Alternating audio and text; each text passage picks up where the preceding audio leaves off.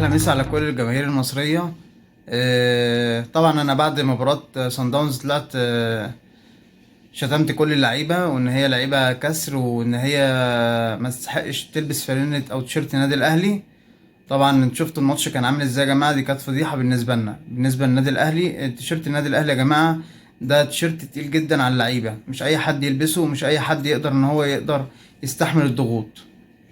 طبعا اخبار النادي الاهلي بيتمرن كان في جنوب افريقيا يومين، وبعد كده هيروح الكاميرون عشان مباراة القطن الكاميروني يوم الجمعة الجاية ان شاء الله. طبعا مارسيل كولر اتعرض لانتقادات كبيرة، ومحمد الشناوي ومحمد هاني واليو ديانج ومعظم اللعيبة، فاحتمال كبير يعني مارسيل كولر يبدأ بعلي لطفي، احتمال يعني عشان بس ايه الضغط الجماهيري اللي عليه، ومحمد هاني يلعب مكانه خالد عبد الفتاح، واحمد عبد القادر مكان محمد طاهر، وطبعا ممكن بيرسي تاو هيلعب زي ما هو، لان هو كان احسن واحد تقريبا لعب الماتش اللي فات.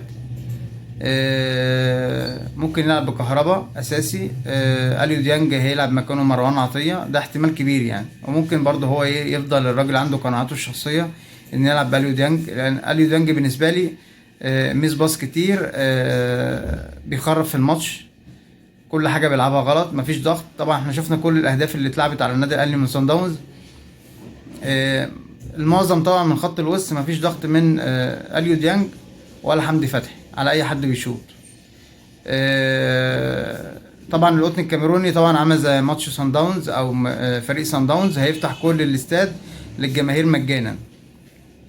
طبعا بهزيطه يعني كل حد بيفتح الجماهير مجانا دلوقتي ان الاهلي هيلعب قصاده ماتش قوي. طبعا لو شفنا النادي الاهلي طبعا دفاعه بالنسبه لدوري ابطال افريقيا دفاع زفت.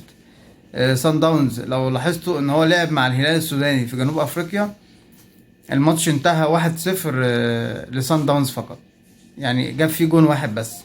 القطن الكاميرون اللي هو اضعف فرق المجموعه خسر 3-1 من صن داونز، احنا خسرنا 5-2. يعني انتوا فاهمين طبعا حجم الفضيحه قد ايه. لو بصينا على الدوري المصري طبعا الاهلي ماشي فيه بشكل منتظم، لعب 18 مباراه، عنده 44 نقطه، اقوى خط هجوم واقوى خط دفاع، ليه 32 جون وعليه 7 اهداف. امبارح فيوتشر كان بيلعب مع اسوان، كسب 2-1 وهو بقى التاني حاليا من 21 مباراه، عنده 42 نقطه. بيراميدز كان بيلعب من شويه يا جماعه مع فريق البنك الاهلي وخسر 2-1 من الفريق طبعا اللي هو معرض للهبوط في المركز اللي قبل الاخير او الاخير مع الاسماعيلي. بيراميدز كده لعب 21 مباراة، عنده 39 نقطة. الزمالك امبارح يا جماعة طبعا برضو نفس الكلام، بيتعرض لضغوط كبيرة، خسر 2-0 من انبي وهو عنده دلوقتي 33 نقطة في المركز الخامس، وطبعا لعب 20 مباراة. طبعا احنا بنتكلم مع اتحاد الكوره، كلامنا كله مع اتحاد الكوره. اولا مفيش تقليص عدد الفرق اللي بتلعب.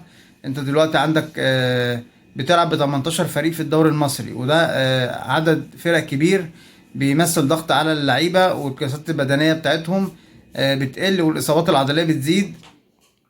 المفروض يا جماعه ان تقليص عدد الفرق يكون في الموسم الجاي على الاقل 16 فريق، والموسم اللي بعديه 14 فريق. طبعا مع الفساد الموجود في اتحاد الكوره والانتخابات والجمعيه العموميه والمصالح الشخصيه والكلام ده كله، مش عايزين يقلصوا عدد الفرق، فطبعا ده في ضغط على كل الفرق اللي موجوده، خاصه الاهلي والزمالك اللي بيشاركوا في دوري ابطال افريقيا. احنا شفنا طبعا الزمالك امبارح لا حول ولا هو ولا قوه، 2-0 بيلعب مع انبي اللي هو في المركز تقريبا يعني بعيد في نص الجدول. الاهلي نفس الكلام، كان بيلعب مع المقاولين، كان ماتش اللي هو قبل ماتش سان داونز، كسبنا 2-1 بالعافيه بعد اداء كارثي برضو مننا. فان شاء الله الاتحاد الكوره يعدل الفرق ديت، ويعدل اجراء الدوري المصري، بيكون 14 فريق عشان يكون في راحه للفريق، راحه للعيبه، في استشفاء من الاصابات، استشفاء من المجهود اللي مبذول. لكن مباراة كل 3 ايام او يومين مفيش حد بيستحملها على مستوى العالم. ومع ذلك كمان تلاقي الموسم الكروي كبير، يعني يخلص في 7-8، فاللعيبة متلحقش تعمل حتى فترة راحة سلبية ان هي تقدر تبتدي الموسم الجديد على الاقل مرتاحه جسمانيا. فان شاء الله اتحاد الكوره طبعا احنا شفنا التخبط اللي موجود فيه على مستوى الفريق الاول، المنتخب القومي، منتخب الشباب، منتخب الاولمبي، على كل الفرق المصريه. احنا زفت. احنا لو بصينا للسنغال التخطيط اللي عندها عامل ازاي، خدوا بطوله الامم الافريقيه اللي كانت مقامه على ارضنا احنا، وكسبوا بطوله الامم الافريقيه شباب اولمبي، صعدوا كاس عالم. عندهم لعيبه على مستوى عالي بسبب الاحتراف اللي موجود وبسبب الحسن اداره الاتحاد بتاعهم.